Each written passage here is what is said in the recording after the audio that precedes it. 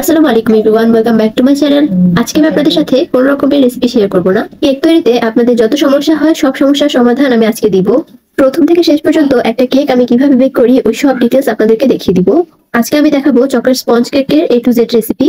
আর আপনারা যদি এই চ্যানেলে নতুন হয়ে থাকেন চ্যানেলটি সাবস্ক্রাইব করে পাশেই থাকবেন। আর কোনো প্রশ্ন জানার থাকলে আপনারা কমেন্ট বক্সে কমেন্ট করে জানাতে পারেন। আজকে আমি বানাবো 1 পাউন্ডের চকলেট স্পঞ্জ কেক। তার জন্য এখানের মধ্যে আমি নিয়ে নিচ্ছি 1/3 কাপ ময়দা। অবশ্যই আপনারা মেজারমেন্ট কাপ মেপে নেবেন। এর ফলে কিন্তু কেকের বেস বা স্পঞ্জ দুইটাই কিন্তু খুব সুন্দর আর পারফেক্ট ভাবে হবে। 1/3 কাপ কিন্তু আমি উঁচু করে দেইনি, একদম সমানভাবে ছুরি দিয়ে সমান করে তারপর দিয়েছি। এখন এখানের মধ্যে দিব 1 টেবিল চামচ কর্নফ্লাওয়ার। কর্নফ্লাওয়ারটা কিন্তু উঁচু করে দেওয়া হয়নি, এটাও একদম সমান করে দেওয়া হয়েছে। এখন দিয়ে দিব কোকো পাউডার। কোকো পাউডার আমি এখানের মধ্যে 1 টেবিল চামচ দিয়েছি, একদম সমান করে। এখানের মধ্যে আমি মারিশিয়ান ব্র্যান্ডের কোকো পাউডারটা ইউজ করেছি। কেকের সব জিনিসপত্র কোথায় পাবেন ওটা ডিটেলস ভিডিও কিন্তু আমার চ্যানেলে দেওয়া আছে, লিংকটা আমি ডেসক্রিপশন বক্সে দিয়ে দিব, আপনারা চাইলে দেখে নিতে পারেন। এখন এখানের মধ্যে আমি দিয়ে দিব উঁচু করে 1 টেবিল চামচ গুঁড়া দুধ। গুঁড়া দুধটা কিন্তু আমরা চালবো না, ওইটাকে আমি চালের নিচে দিয়ে দিয়েছি। এখন এখানের মধ্যে আমি দিয়ে দিব হাফ টিস্পুন, মানে একদম ছোট সাইজের মেজারমেন্ট কাপের থেকে একটু বড়টার বেকিং পাউডার।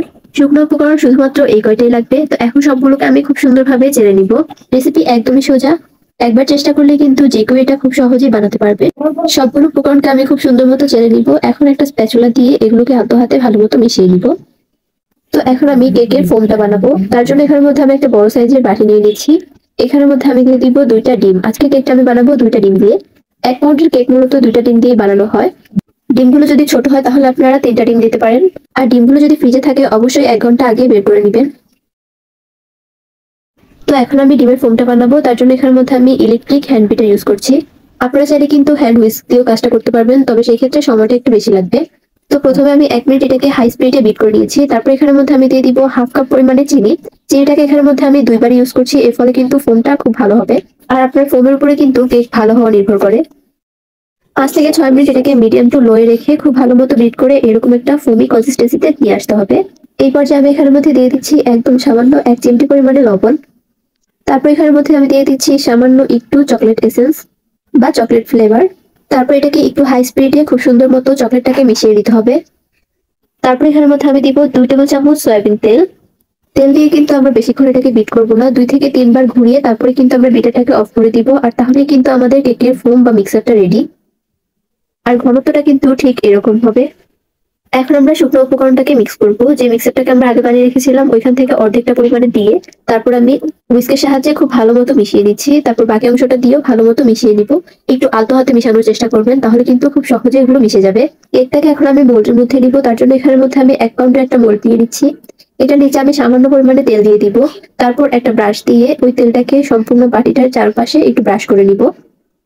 এখন আমি বাটির নিচে দিয়ে দিচ্ছি একটা সাদা কাগজ। আপনারা চাইলে কিন্তু এখানের মধ্যে ফয়েল পেপারটাও ইউজ করতে পারেন।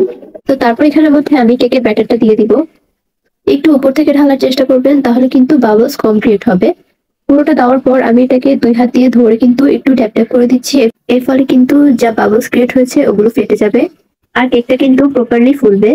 তো এখন এটাকে আমি চুলায় বসাবো, তার জন্য এখানের মধ্যে আমি একটা হাঁড়ি বসিয়ে দিয়েছি চুলায়। এটাকে আমি প্রথমে হাই স্পিডে গরম করে নিব। 2 মিনিট এটাকে ভালো মতো গরম করে নিলেই কিন্তু তারপর আমরা কেকটা বসাবো। আর এই কড়াইয়ের মধ্যে কিন্তু একটা ছিদ্র ছিল, তো ওইটাকে আমি একটা লং দিয়ে তারপর বন্ধ করে দিচ্ছি।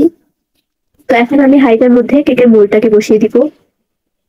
এই কেকটা হতে কিন্তু মোটেও টাইম লাগে না, মাত্র 20 মিনিটে কিন্তু এটা প্রপারলি ভাবে হয়ে যায়। আর চুলার আঁচটা কিন্তু একদম মিডিয়ামে থাকতে হবে।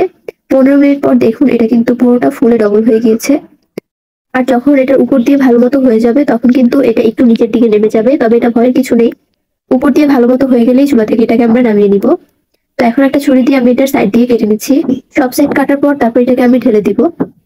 এই কাজটা কিন্তু গরম অবস্থায় করতে যাবেন না, একটু ঠান্ডা হওয়ার পর করবেন। তো এখন এটাকে আমি মোল্ড আউট করলাম, দেখতে পাচ্ছেন কেকটা কিন্তু একদম পারফেক্ট ভাবে রেডি হয়ে গিয়েছে। আর এখন আমি যে কাগজটা দিয়েছিলাম ওইটাকে তুলে ফেলবো। দেখুন এটা কিন্তু খুব সুন্দরভাবে উঠে আসছে। এটার সাথে কিন্তু কোনো কেক লেগে নেই বা কেকও উঠে আসছে না।